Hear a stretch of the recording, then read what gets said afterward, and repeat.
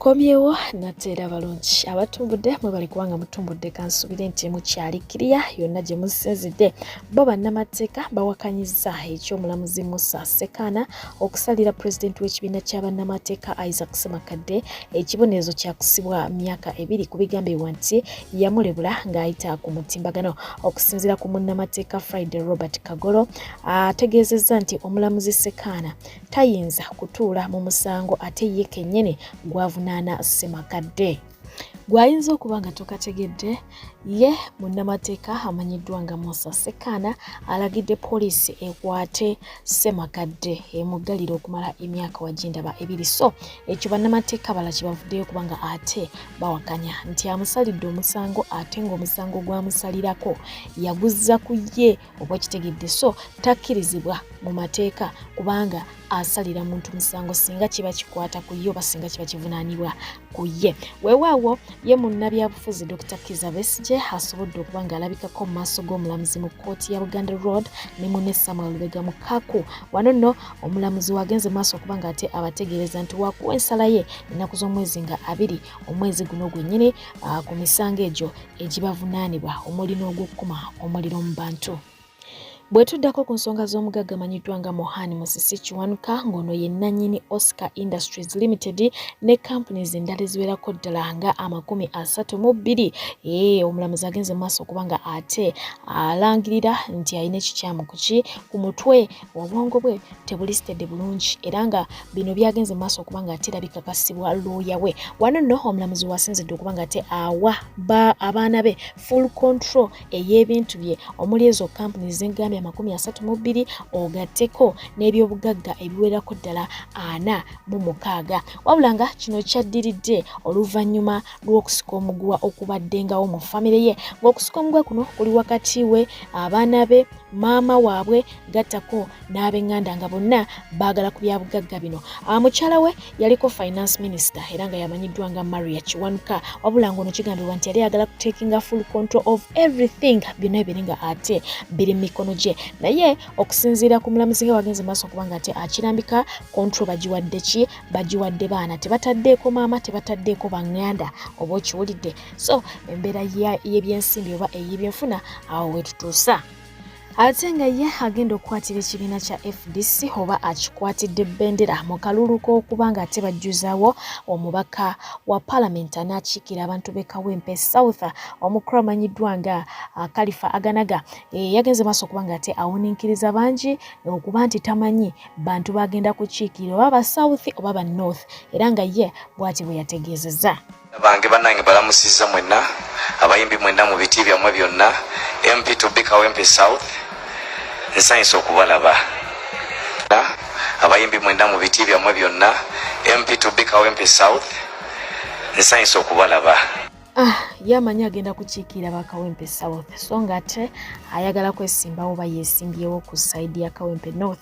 Weewaawo ye omukulu amanyiddwa nga Honorable Mukasambidde yavuddeyo kubanga ate ayogera ku nsimbi ezisaasaanyizibwa ku basiyazi ng'agamba nti lwaki tebazisaasaanyiza ku baki ku bafumbo abalina abaagalwa ne bagenda mu maaso okuba nga ate baba bookingira hotels ng'ezo ebintu ng'ebyo basobole okuba nga bakola ki beemesa bulungi ddala okuba nga bazisaasaanyiza ku basiyazi. Abagabi b'obuyambi abateeka ssente mu buli bw'ebisiyaga lwaki ffe abatabirya ffe abakolera ddala biri eby'ensonga omwami n'omukyala lwaki tebatuteekamu essente usanga nga loggi zonna bazisasudde hoteri zisasule bwe ng'ogenda bugenzi lukala nzize ku 2 ebyasasuddwa lwaki ate basasulira 2 kwegamba olabira ddala nga bagenderedde okwonoona sosayate yaffe n'abaana mmwe.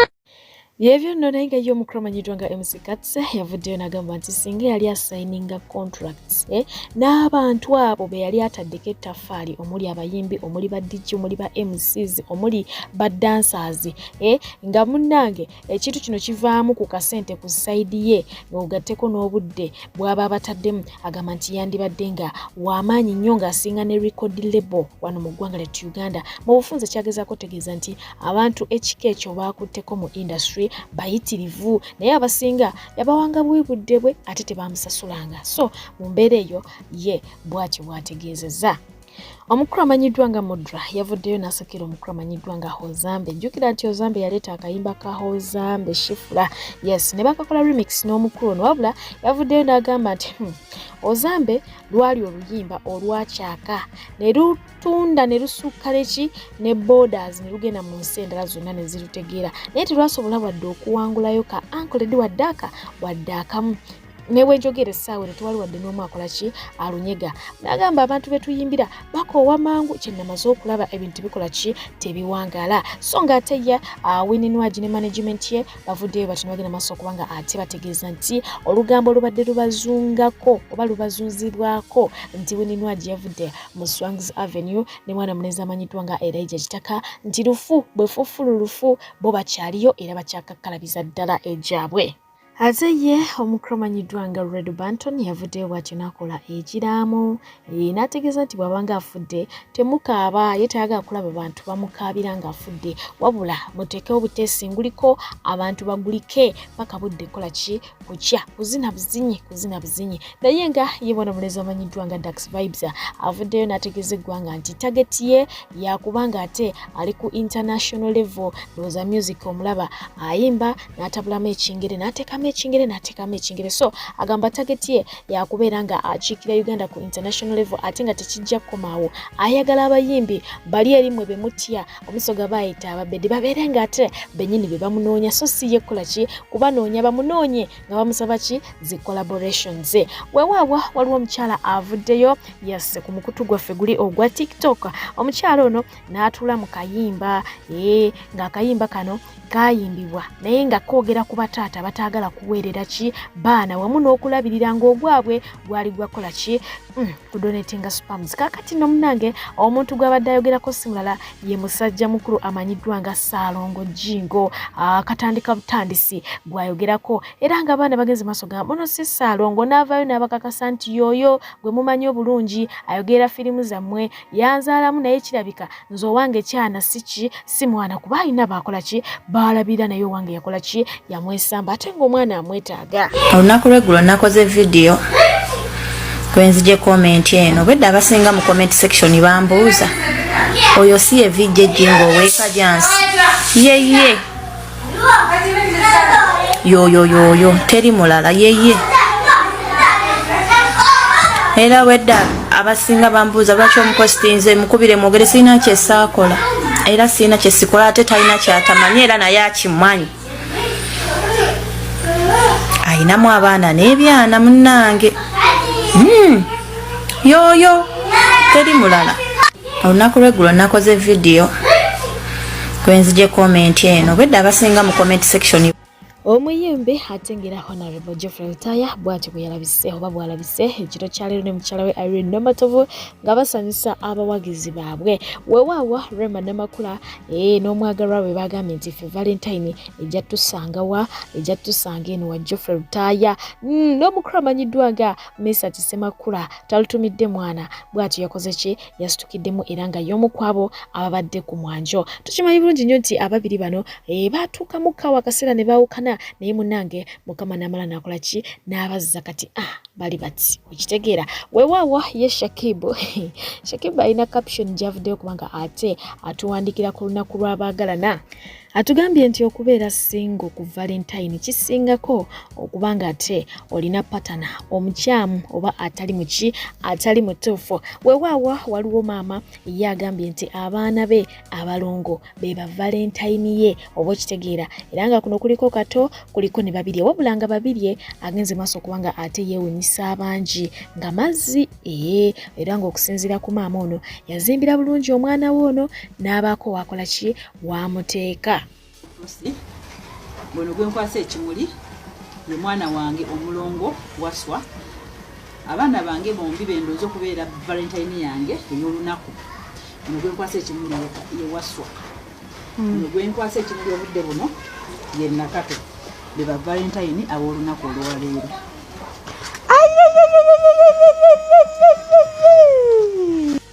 Ababadde batakimanyi nti abantu bazaala enzizi oba bazaala amazzi kakati okitegedde oba kitegeere enzizi nnyingi ze tuyina wano mu Uganda oba ezimu nga bazaala nzaale naye nga teyeddana n'abatanze bw'ati avuddeyo n'agamba nti akusabira essaala Mukama akuwa omuntu oyo bwe mwogera olulimi lwe lumu okitegeera ddala okubanga ate omala obulamu bwo bwonna ng'ogezaako kubanga otranslatinga omwoyo gwo oba okitegedde so nga bangi abadde bamulinze ku Valentine balabe anaalabika atya bw'ati bw'alabise yambadde black ne red ate n'ategeeza nti kavyandi tekabakola bubi so nga ate ne mwami Kyago teyalutumidde mwana bw'ati yawandiikidde omwagalwa we obubaka n'amugamba nti you take my breath away Baby Kyagulanyi I fall in love with you every day happy Valentine's Day love oba okiwulidde yes weewaawo abasomesa b'ennaku zino simanyi na kumanya naye ng'ate ono gwe baakubidde engalo oluvannyuma lw'okubuuzibwa pulezidenti w'eggwanga lino ye n'abategeeza nti ye Bobi Wine. Yes, Martha. Who is the president of Uganda? The president of Uganda is Bobi Wine. Of Uganda? The president of Uganda is Bobi Wine. Martha, who is the president of Uganda? The president of Uganda is Bobi Wine. Can you all clap for Martha?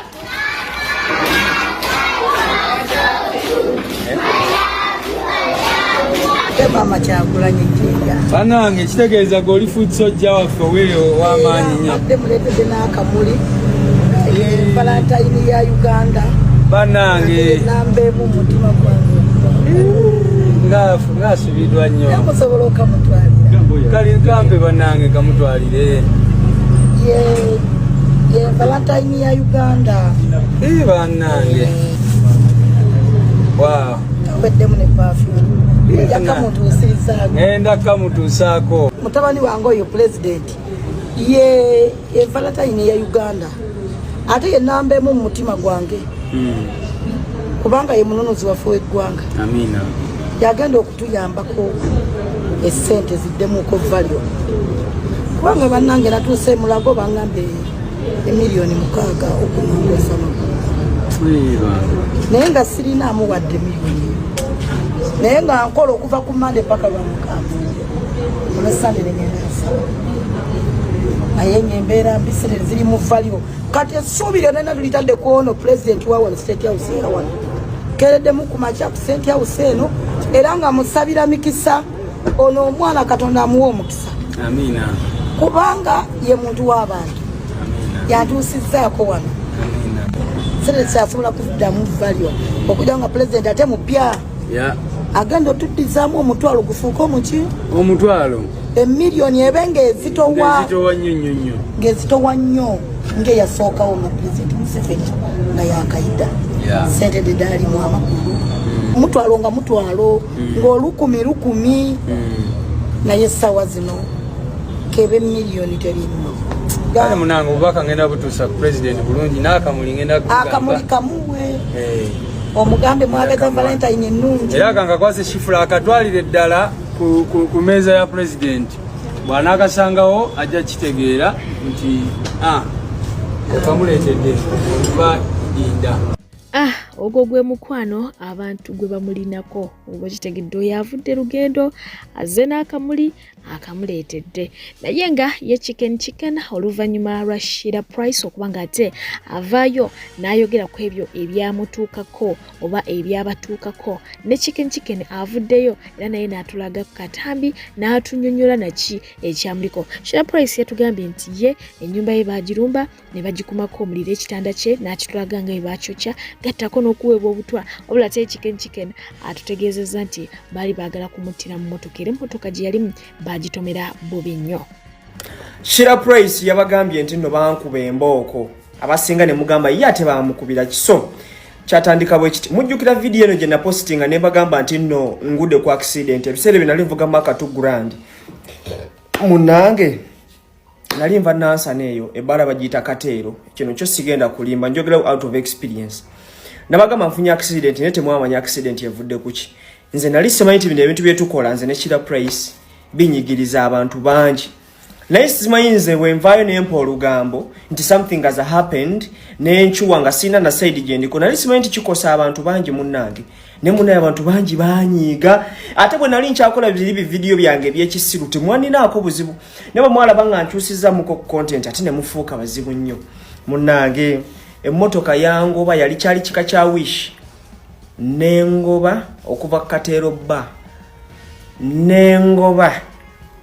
nengoba paka bwe yansanga nze samanyira vuga speed ya maanyi natuka ekisa nengamba kakati okuba kunzita leka nzite sina chakola nechike motoka bwenti najja natomera kitegeeza yali azze nga ajiride nze mu motoka naina mu sente okumanyanga yantomera olaba olujji bwe yalutomera bwati pata nezita nga sobola kwerokingira munda najja nagulawo ne bansowolayo ne bankuba embooko Sezali mboko zo kabankuba n'empinno bankuba ebikonde bansamba neze bwe nali nkwata video nali sinza kubyogerako olw'ensonga nali simanyi baani bannumbye. You cannot know the people that have attacked you how much powerful they are kuba ne namba emmotoka teyalina number plate so nakubirako Shira Price ne mukakasanga empize bankubizi badde za lubaluba nalina sente mu mmotoka taina kye yatuwala wadde neki n'essimu zange yazindekera. Otambudde obwoya ne bukugwa ne kuntumbwe ng'onoonya mirimu ofereddwa abafere bangi toddamu kumagamaga kankwanjulira Malden International Labour Consultants be bakugu abaakakasibwa okutwala bannayuganda emitala w'amayanja mu nsi nga Qatar, Saudi Arabia, Jordan, Kuwait, UAE, Bahrain era nga bano bakutuusako emirimu omuli security, waiters and waitresses, maids, cleaners wamu ne baristas basange eri ennamuŋŋoona oba bakubire ku nnamba zaabwe ez'essimu 074738821 oba 077283000 oba 078795232 beebokka abagenda okusangula ennaku ku mutima gwo beba Malden shipping life into a unified destiny. Abalungi abatuuliriza era abatulaba olunaku olwaleero tuchaddeko ewa Sheikh Ashraf Dembe. Sebo sanyusa okubalaba amannya agange nze Sheikh Ashraf Dembe akola ku bizibu by'enjawulo omuntu singa abalina ebirwadde musomereddwa tumwa amazzi ga lukuya nga bw'obadde ogalaba tugenda abantu ku kyoto ne twokya emizimu emibi egibabaamu n'okulomba edduwa abantu singa abeera ng'ali wano atuuse sobola okumulombera edduwa ne waba atatuuse nga mpadde amannya ge naye ng'ali wala neetaase ennamba yange yeeno eri 0707363711 nammwe bannyinaffe abali ebweru oyagala okuba nti oyagala okulombera ku dduwa ng'olina ebizibu viza zibuze amaka gakolongotana sente zikola zimpita mu ngalo ojja kumpeereza ekifaananyi kyo n'amannya go ebyo byokka bijja kummala nja kukulombera edduwa ojja kutereera olunaku olusembayo mu mwezi mba n'edduwa eyawamu ffenna n'abalwadde bange abakadde n'abapya. Salaamu alaikum warahmatullahi wabarakatuh. Minwa y'omukramanyiddwa nga Alex Luswa Luwemba yessa ono jikira yavaayo n'ategeeza eggwanga nga bw'akyuse era ne yeetuuma n'erinnya lya Muhammad mu kaseera katono nnyo ng'akaluka n'atera okusika wali eri mu kibiina kya NUP weewaawo teyakomawo yagendako ne kuki ne ku malaalo oba ne ku ntaana y'omugenzi Honorable Muhammad Segirinya era ng'ayambadde mu ngoye ez'ekiyisiraamu kakati byonna bye yakolerayo tebyasanyusa abamu era ng'obubaka babumusindikira weewaawo yavaayo ne yeetunda naye ng'ate waliwo n'ono Seka wa Nakoozi naye y'omu ku abo abaavudde ne bagenda maaso okuba ng'ate babaako obubaka bwe bamuweereza. Okuva olwaleero kino kibuli abantu mwenna abasuubira okujja mu busiraamu. Obusiraamu si kiddukiro ky'aboonoonyi era ky'aboononefu.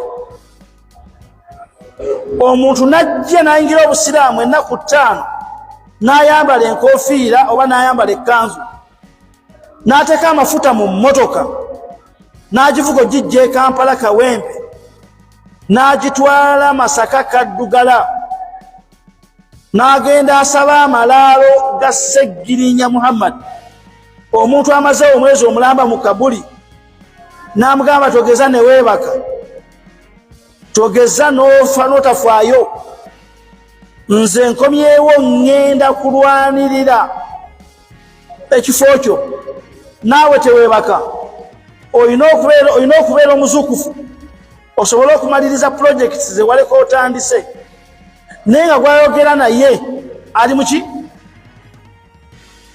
ali mu kabuli ne wajjawo eyalimbye abantu eyazze nabo mbu naye seeka nateeka ekitambaala nga kimyufu naye n'afukamira ku malaalo bonna ne basaba amalaalo makakasa okuva olwaleero nti abo abasajja nga bwe mwabalabye bonna babadde basamize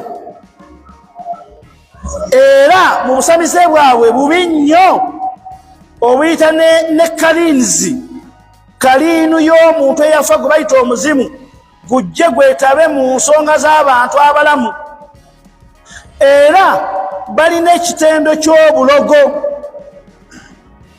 singa mbadde nsobola naali bataddeko n'ekirala nti bayinza okuba basezi naye nyinza okuba sirina busobozi kankome ku kya bulogo n'obushiriku oyo seeka gwe mwalabye ne munne bonna baavudde mu busiraamu era ababamanyi mudde mubagambe batoole shahada mpya. Pulezidenti wa Nuupu Bobi Wine okoze bulungi n'ekino kyongeremu amaanyi okoze bulungi obutamuwa kaadi kubanga olwaleero luwedde tamuwadde kaadi tebaddamu ne bakulimba nti waliwo abasiraamu nga fe abasiraamu fe tubasindika bajje mu Nuupu bakolere obusiraamu nga bayita mu mannya g'ekisiraamu fe situlina musiraamu getugenda kusindika wabula omuntu okuyingira mu kibiina kya Nuupu akiyingiramu nga ye tasindikiddwa busiraamu tetulina musiraamu fe getugenda kutuula tumusindike mu kibiina kya Nuupu nti weyo yaba atukiikirira fe abasiraamu. I repeat, bino byogeranga Muhammad Kalanzi Kajubi byogedde wano Luweero ayagala oyinza okunsanga tetulina muntu gwe tugenda kusindika mu kibiina fe abasiraamu aba ahali sunnati wal jamaa tumugambe genda tukiikirire mu Nuupu weesimbewo tewabaawo akozesa erinnya ly'obusiraamu kozesa erinnya lyo olivuluge osamire ogende ku malaalo oziikule abafu oyogere byonna byoyagala ogende mu masabo naye teweerimbika mu busiraamu. Era mwami gwe yeeyita abadde Alex nonama nakola affidavit eraga nti wavudde mu Bukatuliki nodda mu busiraamu dayo tetugamba tetukwetaaga mu busiraamu nga bwe wasiramuse dayo otereeze shahada yo genda osisinkane sheekhe yenna oddemu oliniwalinge shahada nga tosiramuka lwa bya bufuzi ng'osiramuka lwa kubeera nti oyagala kaadi ya Nuupu ddamu osiramuka ebibyo nga Seggirinya bwe yasiramukira ewaabwe Masaka ekaddugala mu famire yaabwe yaliyo nga si musiraamu n'asiramuka yekka n'abeera Muhammad Seggirinya mwagenda omulaba naawe okumuyamba nga musiraamu avudde ewaabwe nga Mukatuliki n'asiramuka bye teyasiramuka lwaku sikira musiraamu mulekeraawo otumanyira mu busiraamu. Ate mujje ebyobufuzi mu ddiini mulekeraawo okwerimbika mu ddiini y'obusiraamu nga mukola ensobi muzikola mu byabufuzi musaddaaka abantu musaddaaka ebintu munoonya bululu munoonya bukulembeze munoonya buyinza nga mwambadde ebyambalo by'obusiraamu. Tujja kubasabira Allah basumululire ezimu ku nsolo ze zijja bataagula. Weewaawo kano kengendo sembyayo ka mukyala amanyiddwa nga Farida Nakazwe era nga kabyabulamu okusingira ddala kakwata ku bakyala bagenda kubanga ate boogera ku kansa wa nabaana oli waddembe okubanga ate okawuliriza n'obaako byoyigamu n'obaako byonotinga mu bulamu bwo ate obuli awo biyinza okubanga ate bikutaasa. Tetujja kubeeranga mu lugambo lwa kuyomba kwevuma kulwana byokka wabula katulabeko ne ku nsonga zaki z'obulamu okuweereza mbadde pije ate nga nkujukiza nti yeetaze entambula mukwano jangu obeere nga ate otuwagirako ate naffe tukutambuze mu kimpowooze namwe abatuwagidde mwebale nnyo mwebale ddala Baby Fazira mukwano thank you so much Fazira e Dubai ngamba nti webale nnyo sweetheart. So olw'embeera eyo ngenda kubaga ate mbasibulira wano munga takumira mpera sigalinga ate abankumidde mbadde pije mubeere bulungi mweraba. Mu Uganda mu bakyala sabiko kansa yakyasinze okututta nsi yonna akwata kyakuna mu bakyala. Then mu cancers endala zonna mu nsi yonna neekwata kya musanvu. Ekitegeeza it is a problem that we must look into, and how best can we look at it? That is by educating ourselves. Butya bwetwewala obulwadde obwo, butya bwetubulwanyisa singa buba butukute. Okay? Osobola okukwata akapeniko and note down the things that you must know over. Nowuliriza attentively, nomanya what to do. Who do I have? Ndine Dr. Jaffa Nyombi wano ku Rosewell Hospital. He is a gynecologist and an obstetrician. Abiruddemu bebamu ku bantu aba screeninga to make sure you don't have it, and when they get it bagera okulaba nti bakikabinga nga tekinaba kuwanvwa. Omukisa oguliwo nti cervical cancer ate ze zimu ku cancers zibagezezaako okujjanjaba, ne technology akyuse nti akyasobola okugemebwa, naye abantu baade tebannaba kujjombera. Ndi mutuufu? Yes, okugemebwa agemebwa naye tetunaba kujjombera. So Dr. Jaffa agenda tubuulira bye tuteekeddwa okumanya about cervical cancer. Salamu alaikum. Salaam. Sanyusa okulaba doctor. Kale nange bwentyo. Tutandikiddewa. Let's focus more on Uganda. Kyoyogedde kikulu nnyo abantu okutegeera obuzibu bwe tulina mu ggwanga. Kumpi abantu 28.8 buli 100,000 people bafa cervical cancer. 28%. 28.8 people mu buli bantu 10,000. So kitegeeza nti population nnene nnyo abantu okuba nga bafa. So tutera nnyo okwogera ku abantu batalina okutya diseases nga pressure, sukaali, naye cervical cancer bulabe bw'amaanyi. Okay. Cervical cancer lwaki yatambula ku speed? Sirowooza mbwe kyali emyaka nga 2 emabega. Yali w'amaanyi. Ekisooka twetaaga tutegeere cervical cancer n'akwata atya omuntu. Cervical cancer akwata bakyala yadde nga akawuka akamuleeta okusinga n'abaami kabakwata. Era ebiseera ebisinga katambulira mu kwegatta. Kyobola nti omuntu yenna ateegattangako kizibu okulabika nti akwatibwa cervical cancer. Akawuka kano bakayita HPV, human papilloma virus, virus. Omukyala yenna aba atandise okwegatta kitegeeza aba ku risiki y'okafuna okuva ku musajja. Ekibuuzo ky'obuuza nti lwaki eyongedde nnyo nti akawuka ka mukenenya kwongeza emikisa gy'omukyala yenna okukwatibwa oba okwongera cervical cancer n'okutambula ku speed okusinga omuntu atakayina, kumpi emirundi 10 okusinga omuntu atakayina. Era cervical cancer atta nnyo abantu abalina obulwadde bwa mukenenya okusinga abatabulina. Bw'okwatibwa akawuka kano aka cervical cancer oba aka HPV, omubiri gusobola okukalwanyisa. Obonoga nti nkwatibwa senyiga mu bbanga lya wiiki ng'emu omuwonako. So kati HPV naye bw'omukwatibwa myaka nga 5 mbiri guba gumukiriyalinze, naye obanga olinamu embeera ekkakkanya immunity yo okusingira ddala HIV, n'abantu abalala abalina ebintu ebisa immunity nga sukaali n'ekirala, keeyongera nnyo okutambula. Twadvisinga nnyo abantu naddala omukazi ng'asusize ng'awezze emyaka nga 25 n'atandika okuscreeninga.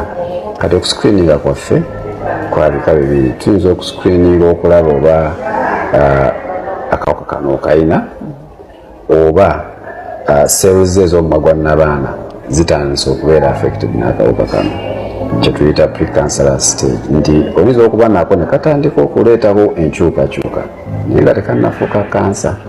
Kati mu nkyukakyuka ezo bwe tuzikwata amangu obonera ddala n'owona n'ogaa nti kati nze mponye. Naye obuzibu kuva ku nkyukakyuka, kuba enkyukakyuka esobera wakati w'emyaka 10-15 batunalwala kansa naye ng'akawuka okayina n'enkyukakyuka ezo weeziri ku mwago n'abaana, naye lwakuba nti tetugenze mu ddwaliro kwekebeza kulaba. Egyo emyaka 10-15 gikuyitawo nga tomanyi akalwadde ate ku ssali eryaki erya kansa. Tatuwa ku ssali ya kansa obujjanjabi bw'okuwonera ddala buba buzibuzimuuko yadde nga waliwo stage ezo ezisobola okuwona. So omwagwa n'abaana bwe gulwala kitegeeza chances are very high ne n'abaana yennyini ejja kulwala oba tebikwatagana. Kati awo bwe tutandikira nti we katandikira awo kali akambuka nga bwengeye nti bw'okwata ennywanto y'omwana n'ogivuunika bw'oti bwe kakwata ku nnywanto eno assuming eno bo tombeera amata yennabaana kati kali okuva ku nywanto nga kambuka paako nabaana ate nga bakasensera nene emabbali kati kyobula nti okuscreeninga kuno bwe tukakwata nga kaliko eyo stage nga tekanafuuka kansa kaba tekanatambula kuva ku mumwa gwa nabaana kabeera ku mumwa gwa nabaana kwennyininyini okwo so osobola okukwata paati eyo eriko ekizibu n'ogyokya oba n'ogisalaku n'okaziyiza okutambula okuli omumwa gwa nabaana gwonna ne nabaana kati obulagajjavu buliwa kubanga bwe tulaba nti cervical cancer zezimu ku cancers ezisobola okuvumbagatibwa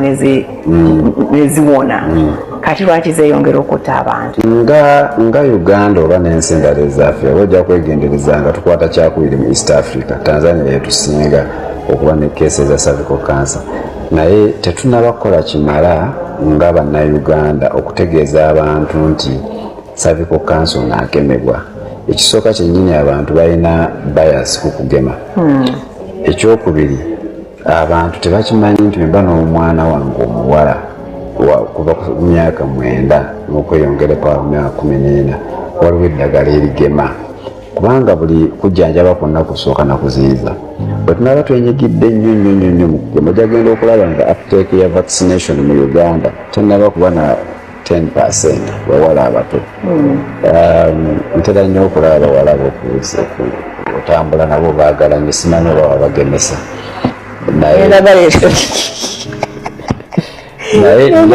nsaba obaleete nja kubagemera bwereere yes so tukubiriza abantu nti bwogema kati chances z'okulwala HPV zikenderera ddala mubutuufu njagala abantu bakubemu ekifaananyi ku polio bwe yali emabega edda etwakuliranga mu byalo simanyi gwe wakulira mu kibuga kyali nga kizibu nnyo okubeera ku kyalo nga tulabako muntu mulema wa polio kizibu ne ku ssomero kwennyini emiti gyabeeranga mingi mbeera mu kiraasi olwokuba akadde ka bureeka owulira miti gyegikola gyegigwa olwokuba nti abaana abalina polio ebiseera baalinga bangi naye olwokugema okuzze nga kubeerawo osobola n'okumalako omwaka nga tulabe muntu alina polio so n'okugema kuno okwa cervical cancer abantu tubasaba bakweyunire ekirungi ekizzeewo nti n'abantu abakulu ate ekyenjawulo osobola okubagema kubanga oli kyali nti obanga wali weegasseeko n'omwami yenna tetujja kugema kubanga tewalingawo mbeera esobola kakasa ekyali kitugaana nti oba n'akawuka k'HPV ate ne tukugema tugenda tubikoze eki tubyonoonye naye ate katusobola okukebera oyinza oba myaka gya 3 naye nga tulina akawuka ka HPV tusobola okugema kati ogambeko ku basatu kati ate twabayingidde 5 mu 3 mwe tubakubiriza nnyo okwekebeza HPV oba omwina oba tomwina ebyokutugema obitugyemu ebyokubagema tubivuddeko somukoma kwemeka tetasukka myaka 25 okugema byali naye obanga teweegattangako tusobola okugema oyinza oba ku 25 nga olibikira so okugema kuno is it also government sponsored? Yes, government evuddeyo okuteekawo